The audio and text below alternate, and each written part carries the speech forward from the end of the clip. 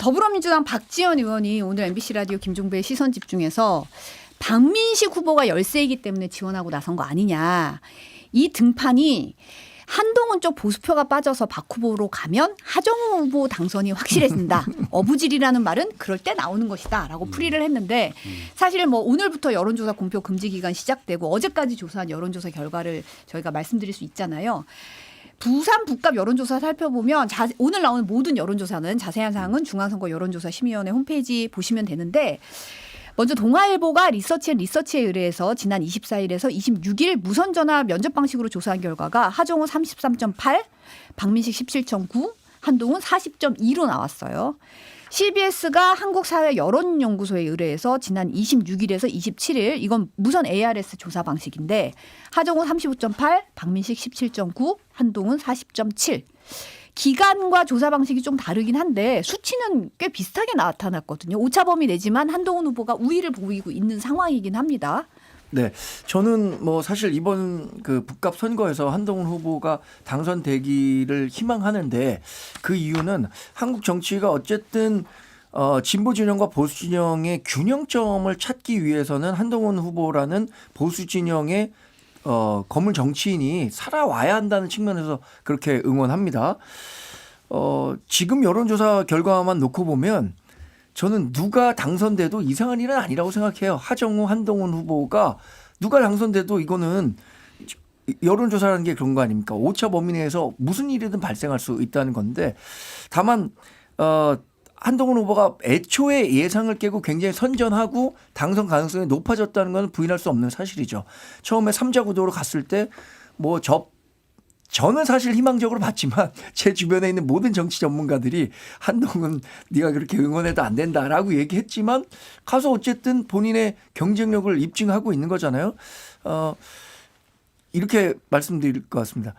운이 좋으면 한동훈 후보 당선이고 한동훈 후보의 운이 나쁘면 낙선할 수도 있는 상황이에요. 그래서 결국에는 마지막까지 여기 진짜 지역구가 크지 않거든요. 한 분 한 분 자신을 지지할 수 있는 사람들을 만나서 정말 투표장에 잘 갈 수 있도록 그 모티베이션을 해주는 게 본인의 당선 가능성을 다만 1%포인트라도 높이는 길이라고 생각합니다. 투표함을 열어봐야 알 수 있다. 그렇죠. 지금 그렇습니다. 예. 아니 근데 이제 박민식 후보가 제가 볼 때 너무 지금 희마리가 없어요. 힘이 안 느껴지잖아요. 에너지가 계속 빠지는 것 같고 근데 본인도 그렇게 느껴지는데 더구나 또 삭발까지 하는 바람에 더 왜소해 보이고 뭔가 힘이 없어 보이고 그런데 지도부에서 내려간 이후로 엄청나게 이제 급전직하했단 말이에요. 지지율 같은 것들이 빠지고 그다음에 중앙에서 뭐 유명한 사람이다 무슨 최고위원이다 뭐 이런 사람이 내려가면 내려갈수록 지지율이 더 빠지고 더 도움이 안 되는 상황들이 계속 발생하다 보니까 이게 도대체 뭐냐 국민의힘의 당력을 그냥 보여주는 거 아니냐라는 생각이 들고 반면에 지금 여론에서는 어쨌든 한동훈 후보가 치고 올라오고 또 에너지라고 하는 것들이 이제 많이 느껴지는데 그것은 무슨 30대씩 버스 동원해가지고 지금 뭐 1000여 명씩 외지에서 지금 가가지고 막 사실상의 선거 운동들을 막 다 하고 있잖아요. 그러니까 이게 지금 선거법상 위반인지 아닌지 제가 볼 때 이거 판단을 해봐야 된다는 생각도 좀 들고 반면에 이제 하정우 후보의 경우는 그래도 유권자분들께서 전재수 좋아해주고 전재수를 좀 잘 키워가지고 부산시장 후보로 보내주시고 그다음에 하정우 후보는 대통령과 함께 일하다가 지금 내려온 사람이에요. 그러니까 부산 북구에 대한 어떤 발전 뭐 당연히 부산 북구를 이 지역구로 두고 있는 국회의원이 뭐 전체 국가 전체적인 일도 하지만 이 지역적 일도 전재수 후보와 이재명 대통령과 또 거기에 구청장 당선한 사람들과 조율을 잘 맞춰가지고 실제로 부산 북구의 발전을 더 깨할 수 있는 거 아닌가라는 집권 여당의 힘을 좀 믿는 사람들도 있을 거란 말이에요. 그 기준에서 이제 투표를 더 많이 하는 사람들도 있을 거라 보여지고 그래서 결국에는 한동훈 후보는 제가 볼 때 조금 부풀려진 게 좀 있는 것 같고 박민식 후보는 조금 왜소해진 측면, 그러니까 약간 그 거품이 꺼진 듯한 측면이 있고 하정우 후보도 제가 볼 때 샤이 하정우가 좀 있을 수 있다. 그래서 최종적으로 결국 이거 열어봐야 되는데 결국 전 하정우 후보가 좀 더 우세할 것이다 이렇게 예측을 해봅니다. 그런데 자꾸 한동훈 후보가 뭐 자원봉사자들을 동원했다 이렇게 민주당 분들이 얘기하는데 동원이 무슨 동원입니까? 아니 그러면 노무현 전 대통령 당시 대통령 선거 당시에 돼지저금통 막 뭐 만들어서 하고 노사모 활동했었던 거 그거 동원한 겁니까? 그렇게 동원해서 사람을 할 수 있는 그런 구조가 아니잖아요, 지금. 근데 지금 자꾸 한동훈 대표의 당선을 희망하고 자원봉사하는 사람들을 폄훼하려고 하는 거는 좀 이해하기가 어려워요. 아니, 노사모라는 그 어떤 현상을 우리가 경험했잖아요. 근데 한동훈 대표에 대해서 열광적으로 응원하는 것은 동원이고 노사모는 자발적 조직이고 또 잼잼 봉사단인가요? 2022년에 이재명 대통령 개항해서 했었을 때 다녔었던 거 그것도 그러면 동원이었나요? 그러니까 지금 한동훈 후보에 대한 현상을 잘 이해 못하고 있는 것 같아요. 민주당에서. 그게 한편으로도 부러운 측면도 있을 겁니다. 아니 이제 이렇게 봐야 돼요. 제가 동원이라는 표현은 제가 쓰지는 않았고 대선 때는 뭐 어떤 봉사단이든 뭐 박근혜 전 대통령도 봉사단이 있었는데요. 이제 그런 걸 뭐라고 하는 게 아니고 일정 부분 지금 일정 아주 작은 지역구 선거를 하는데 전국의 외지인들이 지금 다 가가지고 그 1,000명 넘게 왔다 갔다 하면서 그거 버스 동원해가지고 한단 말이에요. 근데 그게 지금 선거법상에 공직선거법에 87조하고 89조에 뭐가 있냐면 유사선거 조직을 만들 수 없게 돼 있고 유사선거 사무소를 둘 수 없게 해놨단 말이에요. 그러니까 그 지점에서 저는 그거 판단이 필요하다라고 이제 이야기를 한 것이지 그것이 무조건 뭐 한동훈 후보가 동원했다 이렇게 얘기하는 건 아니니까 좀 네. 조사가 필요하다. 다음 주 이 봅니다. 자리에서 결판이 나니까 그때 그렇습니다. 다시 말씀을 나누시죠. 네, 공교롭게도 이재명 대통령도 어제 부산에 있었어요. 그래서 전현직 대통령이 다 부산을 찾았다.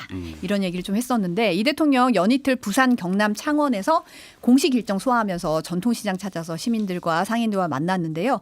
어제 바다의 날 기념식에서 김영삼 대통령께서 꿈꾸셨던 해양강국 대한민국의 의로의 힘찬 도약을 앞당기겠다 이런 얘기를 했거든요. 국민의힘은 이거 지방선거 일주일 앞두고 노골적인 관건선거다라고 비판하고 있는데요. 어떻게 보세요?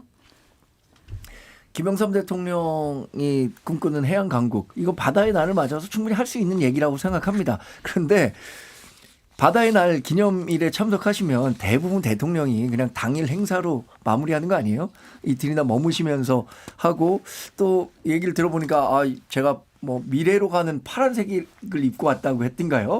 그런 얘기 하시는 거 보면은 충분히 이게 선거법이라는 게 사실 대통령의 그 선거 개입을 어느 정도 판단하냐 굉장히 모호해요. 그러니까 노무현 전 대통령도 당시에 탄핵이 이를 만큼 중대한 혐의는 아니다라고 해갖고 탄핵이 기각됐던 거 아닙니까? 이재명 대통령도 본인이 지금 할 수 있는 선에선 최선의 노력을 통해서 민주당 후보를 많이 당선시키기 위한 노력을 하고 있는 것 같습니다. 최근에 갔었던 곳들 한번 살펴보십시오. 부산, 울산, 경북 이렇게 다 민주당 후보들이 접전을 벌이거나 열세에 있는 지역에 간 거거든요. 굉장히 우세한 지역이라고 평가받는 예를 들어서 호남 지역 최근에 간 적이 없었던 걸로 제가 알고 있어요. 이런 일정을 짜는 것도 다 정치적 메시지가 있다고 보는데 그 부산 전재수 후보 돕기 위한 그러니까 그 정책 행보였다고 생각해요, 저는. 노골적인 관건 선거라고 얘기하려면 적어도 2022년도 윤석열 전 대통령께서 24년. 친히 2024년도 네. 친히 전국을 돌면서 그 24번. 정책 간담회를 하면서 사실상 공약을 거기서 착착착 이제 주고 다녔잖아요. 그게 노골적이라고 얘기할 수 있고 국민의힘에서 지금 이재명 대통령이 바다의 날 참석한 거 가지고 비판을 하려고 한다면 그때 당시에 있었던 일들에 대해서 오히려 성찰을 좀 하고 난 다음에 좀 해야 이게 맞지 않을까라는 생각이 들고 국정 운영의 범위가 도대체 어디까지냐. 그래서 이건 제가 볼 때는 하나마나한 비판인 거라고 생각이 들고 일단 뭐 그냥 이렇게 얘기는 할 수 있죠. 야당에서 뭐 대통령이 움직이는 게 다 신경이 쓰이실 테니까. 그렇지만 대통령께서는 어쨌든 뭐 선거라고 해서 무조건 또 서울에만 있어야 되냐. 서울에만 아마 있으면 또 서울에만 있는다고 또 뭐라고 할 겁니다. 그렇기 때문에 제가 볼 땐 그냥 있을 수 있는 비판이고 뭐 그냥 툭 치고 가면 된다 이렇게 봅니다. 서울시장 선거 여론조사도 좀 보고 가겠습니다. 동아일보가 리서치앤리서치에 의뢰해서 지난 24일에서 26일 무선전화 면접 방식으로 조사한 결과인데 정원호 후보 49.6, 오세훈 후보 36.4로 13.2%포인트 격차로 오차 범위 밖에서 정 후보가 앞서는 것으로 나타났어요. 그런데 이제 뉴시스가 에이스 리서치에 의뢰해서 지난 19일에서 20일 무선 ARS 조사로 한 경우는 정 후보 41.7, 오 후보가 41.6, 불과 0.1%포인트 차로 좁혀진 조사 결과도 있거든요. 물론 조사 방식도 다르지만 좀 이 조사 시기가 서소문 고가 붕괴 이전이기도 해요. 어떻게 영향을 좀 줬다고 보시나요? 일정 부분 영향 줬을 것 같아요. 서소문 고가 붕괴 이전에는 오차범위 내에서 접전이었는데 아무리 전화 면접이라고 하더라도 정원호 후보의 지지율이 과반에 근접한단 말이에요. 그러면 방식의 차이는 차치하고라도 그 중간에 있었던 그 민심에 영향을 미칠 만한 요인 뭐가 있었느냐. 서소문 고가차도 붕괴에 따라서 다수의 사상자가 발생한 거 이게 영향을 줄 수밖에 없었다고 생각합니다. 저는 오세훈 후보에게는 상당한 악재로 작용할 수밖에 없다고 생각해요. 부인한다고 하더라도. 근데 이런 것들을 그러면 만회하려면 조금 더 이 안전과 관련해서 본인에게 제기되고 있는 것들에 대해서 적극적으로 얘기를 해야 되는데 그런 기회가 아직 마련되지 않은 상태에서 여론조사가 이루어지다 보니까 다소 뒤지는 여론조사 결과로 이어지지 않았나 이렇게 생각합니다. 정원호 후보가 계속 강조하고 있었던 게 이 서소문 사건뿐만 아니라 그 이전도 계속 안전특별시를 만들자. 왜냐하면 안전이라고 하는 키워드는 100번, 1000번 강조해도 이게 과하지가 않거든요. 왜냐하면 사고가 한 번 일어나게 되면 걷잡을 수 없기 때문에 그 부분과 관련돼서 계속해서 그 안심을 좀 드리기 위해서 노력을 하는 거고 실제로 뭐 지난 겨울에도 굉장히 많은 회자가 됐었습니다만 성동구에서 눈이 그냥 깔끔하게 치워져 있는 거 아닙니까? 근데 그 이전에 이미 영종도에서 눈이 온다. CCTV 보고 있다가 눈이 온다. 그러면 1시간 뒤에 어김없이 오니까 이걸 치운다. 그래갖고 그걸 데이터화 해가지고 바로바로 집행할 수 있도록 만들어 놓은 거 아닙니까? 시민들이 사실은 그 아주 작은 일이지만 정말 큰 일이에요. 어떻게 보면. 눈 하나 잘 치우니까 정말 선호도가 올라가고 정말 이렇게 작은 일까지도 정말 소중하게 하는 사람이구나라는 거를 분명히 각인이 됐던 거잖아요. 이게 그런 측면에서 한강버스라든가 이게 시민들한테 정말 안전하냐라고 계속해서 서울시 의회에서 물었습니다만 다 준비돼 있다라고 했지만 결국 사고가 몇 차례나 이어서 나고 또 GTX 삼성역과 관련돼서도 아니 사고가 난 것도 아닌데 어떻게 민주당이 이렇게 지금 방방 뜨냐 이런 이야기들을 하셨어요. 그러니까 안전에 대한 경각심이 별로 없구나라고 하는 인식이 그냥 퍼져 있다라고 이제 느껴질 수밖에 없었던 건데 그 뒤에 감사의 정원도 졸속적으로 또 개장을 하는 바람에 그 뒤에 타일 다 이게 들썩들썩 거려가지고 그거 다시 또 보수공사하고 이제 이런 일들이 계속 발생하다 보니까 그런 것들이 다 하나하나 쌓여가지고 지금 전체적으로 안전에 별로 이렇게 경각심이 없는 사람이구나라고 하는 인식이 이제 퍼지게 된 거거든요. 제가 볼 때 요거는 신뢰의 문제라서 이 신뢰가 한꺼번에 다시 이제 쌓이기는 쉽지 않을 거다 이렇게 생각합니다. 더불어민주당이 오늘 국토부와 행안위가 주최하는 긴급 전문가 자담회 열고 안전 문제에 부각을 시키더라고요. 그런데 민주당 정청래 대표가 오늘 김어준의 겸손은 힘들다 뉴스공장에 출연해서 이번 선거 잘못되면 이재명 대통령에게 큰일 난다. 이번 선거는 이 대통령에게 힘을 실어주는 선거, 이 대통령을 지키는 선거가 될 것이다라고 하면서 이제 진보 대결집 이 얘기를 했어요. 어떻게 보십니까? 이거는 어쨌든 기본적인 전략이죠. 그러니까 전략뿐만 아니라 기본적으로 해야 되는 거라고 봅니다. 왜냐하면 선거를 통해서 중간 평가적인 성과가 있잖아요.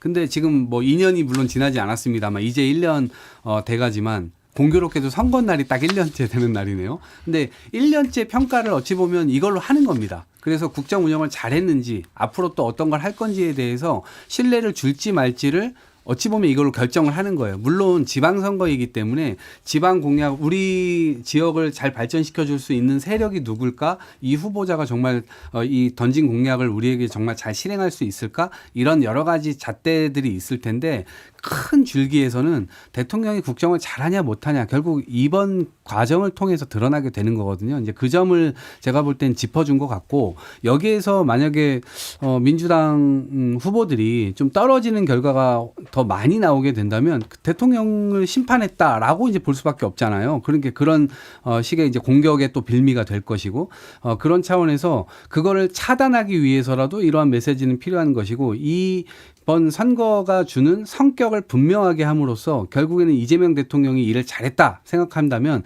여당 후보들에게도 기회를 줘서 이재명 대통령과 일 잘하는 지방정부가 연결되어서 더 큰 시너지를 낼 수 있도록 하자라고 하는 더 큰 메시지로 연결이 되는 것이기 때문에 정청래 대표가 이런 것들은 적절한 메시지를 낸 것이다 이렇게 생각합니다. 이재명 대통령의 국정 지지율이 조금 뭐 하락한다고는 하지만 여전히 과반을 넘기 때문에 저는 이런 메시지로 지방선거를 민주당이 치르려고 했었으면은 훨씬 더 유리한 국면으로 치를 수 있었을 것 같아요. 오히려 너무 늦었다. 근데 지금 뭐 어떤 걸로 치르려고 하냐면 내란 완전 종식. 맨 그 저 정청래 대표가 가서 하는 얘기가 그런 거 아닙니까?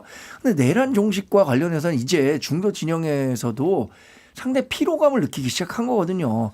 내란이 종식되지 않았으면 어떻게 이재명 대통령이 지난해 6월 3일 대통령 선거를 통해서 지금 대통령직을 갖고 있겠습니까? 자꾸만 그런 얘기를 하다 보니까 그 피로감이 있었다고 생각하는데 어쨌든 지금 이재명 대통령에게 힘을 실어줘야 한다라는 메시지를 낸 건 전북 선거 구도와도 무관치 않다고 봅니다. 전북에서 지금 이원택 민주당 후보와 김관영 무소속 후보가 일부 조사에서는 여론조사 바뀌고 일부 조사에서는 안에서 접전을 벌이고 있는데 지금 한 번도 생각하지 못했던 일들이 벌어지고 있는 거잖아요. 민주당에서 생각했을 때는 아니 전북지사 선거를 이렇게 걱정해야 하는 선거가 있단 말이야? 라는 생각이 들 정도로.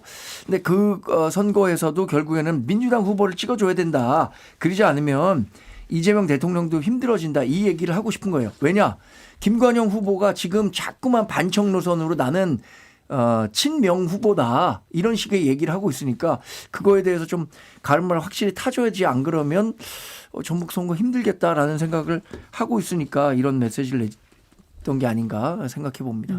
사실 또 하나의 진짜 투표용을 열어봐야 알 수 있을 것 같다라는 선거구를 꼽자면 경기 평택을이 있잖아요. 국민의힘 유이동 후보와 자유화혁신 황교안 후보가 최근 직접 만나서 단일화 논의를 진행했다는 게 확인이 됐어요. 내일 사전투표가 시작되니까 오늘이 사실상 단일화 마지노선이잖아요.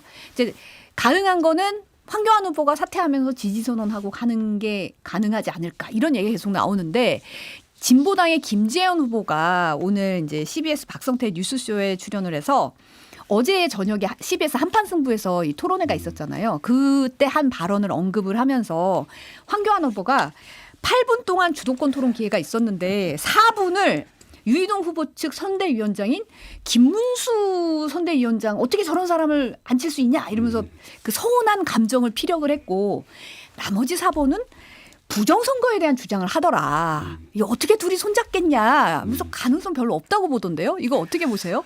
가능성이 계속 낮아지고 있는 건 사실이에요. 저도 그 토론회 봤는데 김문수 후보와 이런 또 악연이 있어갖고 그거를 그렇게 토로할 줄은 몰랐는데 그럼에도 불구하고 계속 선거판에서 회자가 되는 말 아닙니까?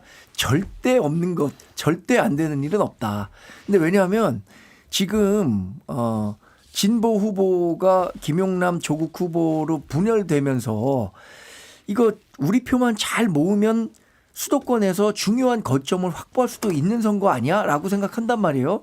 그러면은 황교안 후보와 그 유이동 후보가 전격적으로 만나서 좀 합의안을 만들어낼 수도 있을 것 같은데 그 가능성은 근데 크지는 않은 것 같아요. 지금 상황만 놓고 보면 저는 희망은 하지만 그 가능성은 좀 낮다.